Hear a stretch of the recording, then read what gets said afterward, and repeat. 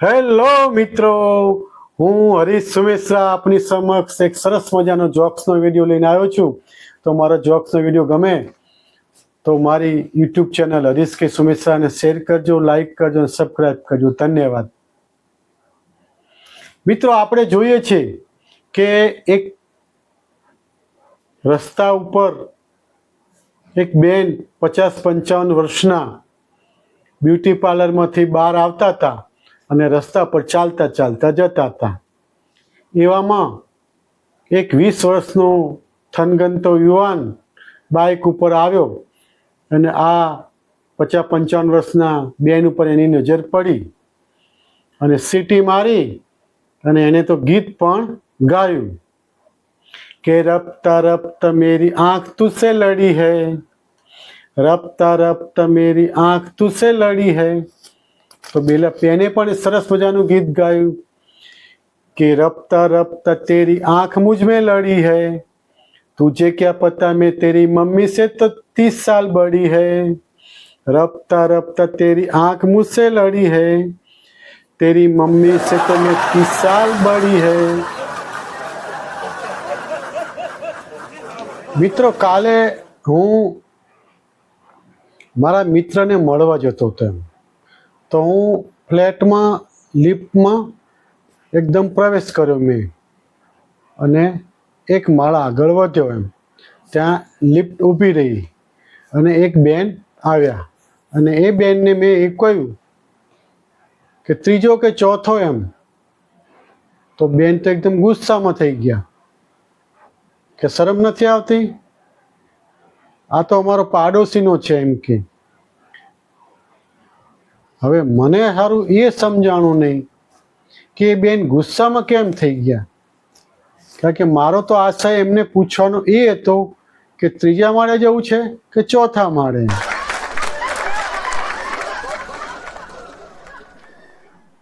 એક પતિ પત્ની બંને બેઠા હતા અને વાતચીત કરતા હતા. ત્યાં અચાનક પત્ની કહ્યું કે મારે તમને એક વાત કહેવી છે, પણ જો ગુસ્સે થવાનું નહીં. પતિ કે સારું, કંઈ વાંધો નહીં, બોલ. કે એક ભાઈ છે ને મને અઠવાડિયાથી સતત વિડીયો કોલ કરવાનું કહે છે, મેસેજ કરીને એમ કે વિડીયો કોલ કરો, વિડીયો કોલ કરો, અથવા કે હું વિડીયો કોલ કરું પણ હું કાંઈ એને રિપ્લાય આપતી નથી એમ.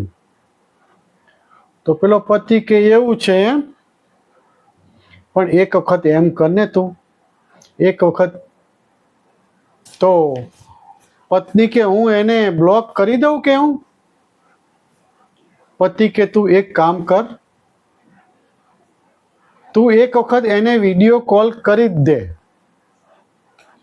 અને એ તને જોઈ એ જાતે જ તને બ્લોક કરી દેશે, તારે બ્લોક કરવાની જરૂર નથી.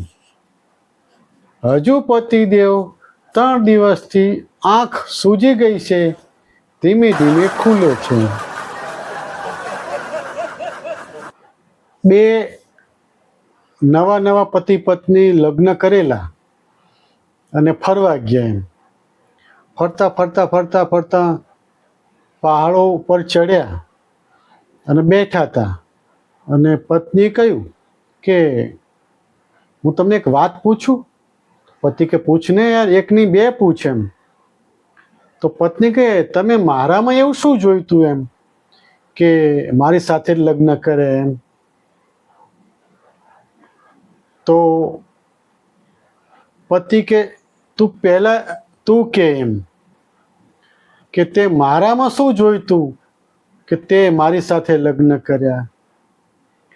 તો પત્નીએ કહ્યું કે મેં તમને 2-3 વખત વાસણ ઘસતા જોયા હતા કે, એટલે મને એમ થયું કે છોકરો કામનો તો છે જ. તો થોડી વાર પછી પત્ની કે પણ તમને કેમ મારી સાથે લગ્ન કરવાનું મન થયું, તમે તો કહો.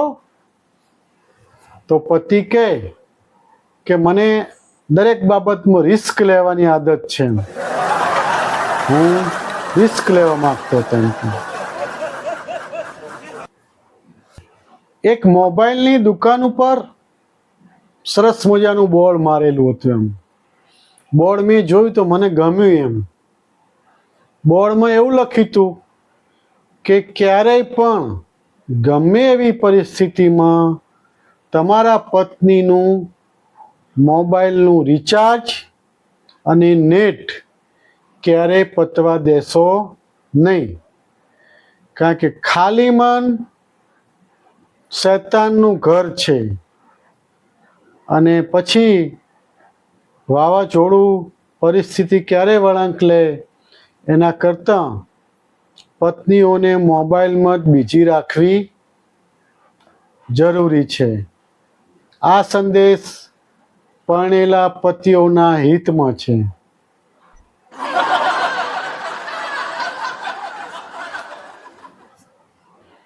આપણે છોકરા છોકરીઓને વ્યભિચાર કરવાના હોય, સગાઈ કરવાની હોય, એટલે આપણે એકબીજા છોકરા છોકરીઓના પરિવારવાળા છોકરીના ઘેર જાય, એ લોકો પછી છોકરાવાળા જોવા જાય.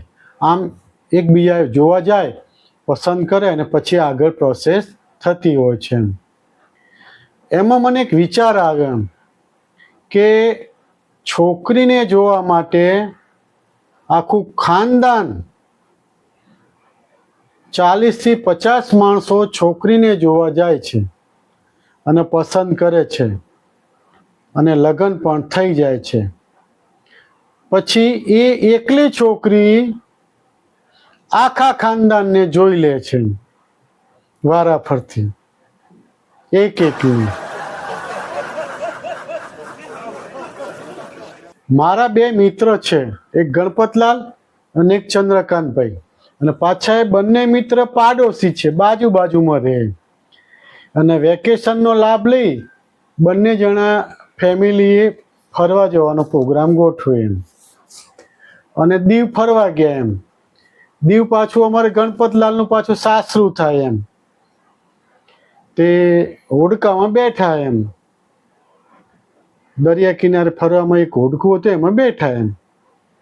અને ગણપતલાલના હાથમાં સુટકેસ હતી, તો ગણપતલાલે તે હોડકાની કિનારી ઉપર સુટકેસ મૂકી એમ.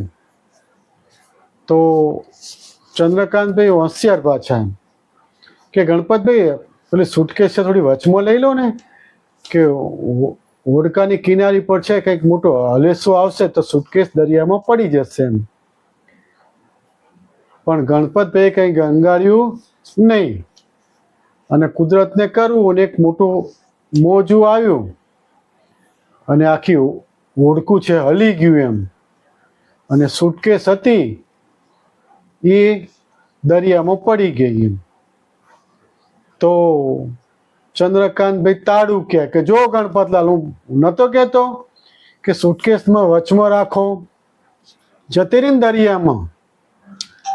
તો ગણપતલાલ કે તમે મૂંઝાશો નહીં ભાઈ ચંદ્રકાંતભાઈ, સુટકેસ ભલે પડી ગઈ પણ સુટકેસની ચાવી તો મારી પાસે છે ને. કે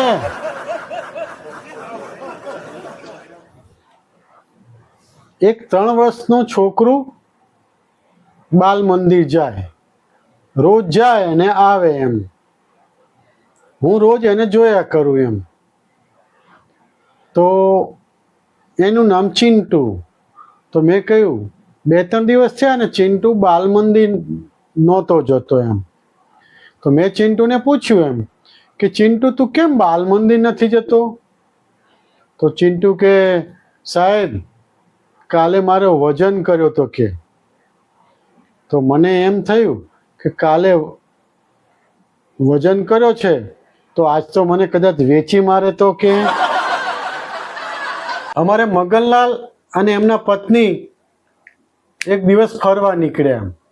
ફરતા ફરતા આઈસ્ક્રીમ ખાતા ખાતા રોડ ઉપર એક ભિખારી ઊભો હતો. તો મગનલાલના પત્ની કે જો પેલો ભિખારી છે ને એ આંધળો છે એમ. અને મને કાલ કેવું કહેતો તો ખબર છે કે હે રૂપ સુંદરી કંઈક તો આપતા જાઓ કે. તો મેં એને 20ની નોટ આપી હતી કે. તો પતિ કે બેન તને રૂપ સુંદરી કહ્યું કે એને? કે હા મને રૂપ સુંદરી કહ્યું.